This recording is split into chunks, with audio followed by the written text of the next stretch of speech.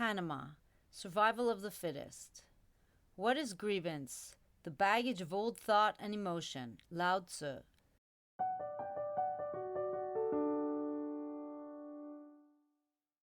(2006 and 2007). The development on the island took a toll on us, and we decided to move away. The kids were at the age where they needed to start primary school, and I didn't find the education on the island to be satisfactory. We arranged for our manager to take over the hotel, and I agreed to work remotely, handling the reservations online, and we moved to Panama City indefinitely. I hoped this change would lift my spirits and in turn improve our relationship. Panama City was a welcome distraction from the feelings of resentment for Pierre that were growing inside me. The promise I had made to solely care for our children was starting to weigh on me, but this lively capital in the south rekindled a sense of curiosity within me and my desire to seek out new experiences. I loved Panama City, with its high-rise buildings, crowded streets, and insufferable traffic. The people were friendly Latin Americans, but at the same time they were a little more impolite than other Latin American countries. Pierre did not appreciate the idiosyncrasies of Panamanian society, and I could not convince him that what he perceived as a lack of social etiquette were simply cultural differences. Going to the mall was a novelty after living on a remote island in the tropics. Pierre stood at the entrance, holding the door open, watching the people walk through without any acknowledgement of his courteousness.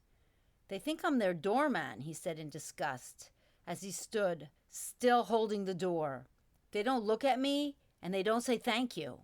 I was impatient to see the stores. "Let's go now, Pierre. You aren't going to hold the door open all day, are you?" I said, shaking my leg with impatience. Not long after we arrived in Panama, we bought a car to take us to explore the country. I hoped to find things about Panama that Pierre liked outside the capital city. We explored lush landscapes and hiked along scenic trails. These trips helped us to rekindle our passion for each other. One of our favorite spots was situated within the mountainous jungle of a small village called Santa Fe, north of the city of Santiago. We stayed at a hostel owned by a Belgian woman named Audrey. She lived there with her Argentinian partner and her son, who was just a couple of years younger than Emilie. Our mutual love for travel and hospitality created a sympathetic connection between us. I enjoyed spending time at Audrey's hostel, sharing meals and stories that strengthened our bond. Together, our families played in the rivers and hiked on the mountainsides, enjoying each other's company and the pure and fresh mountain air. Audrey was a strikingly tall woman with blonde hair. Since I'd had experience as a host myself, I admired how very caring she was with her guests. She was always smiling and in a good mood, which made it easy for me to enjoy being in her company. She cooked delicious food that we shared together, and I began to love her and her family as a part of my international tribe. We enjoyed these mountain retreats until the school year began.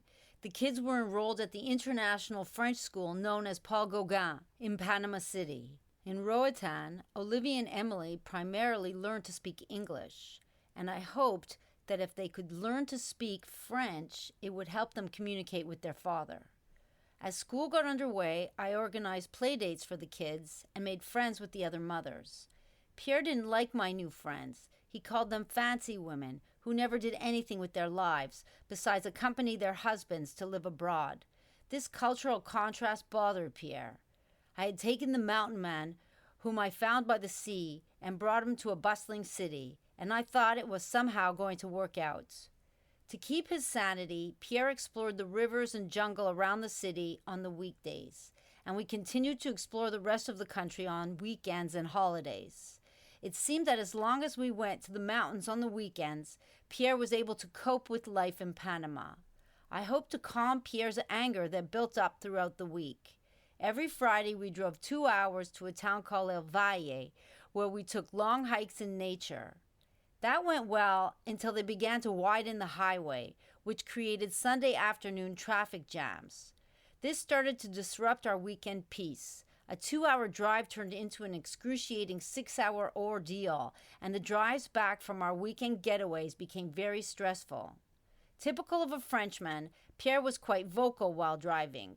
But when he started to flip the finger out his window to the other drivers, yelling a barrage of multilingual slurs at them, I could no longer bear the return drive.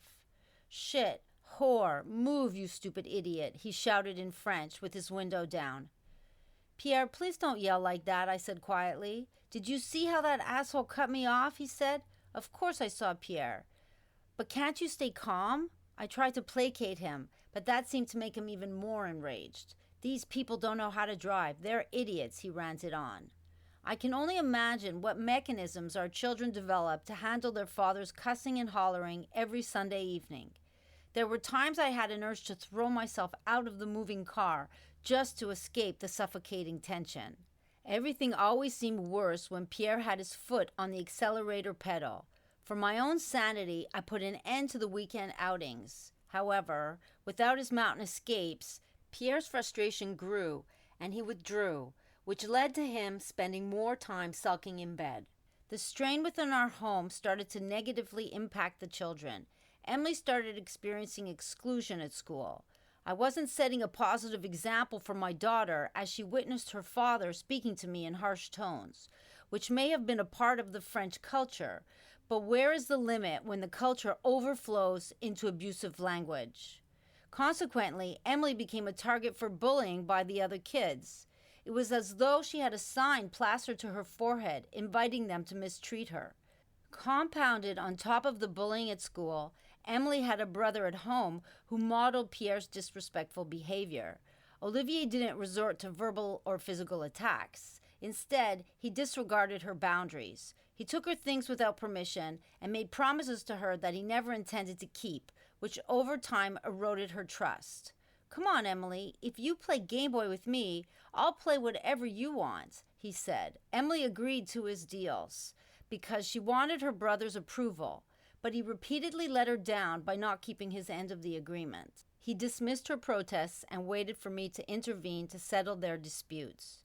Just to keep the situation from blowing up any further, I coaxed Emilie into forgiving her brother, but I became her bully by association, leaving her feeling overlooked and unsupported in the safety of her own home.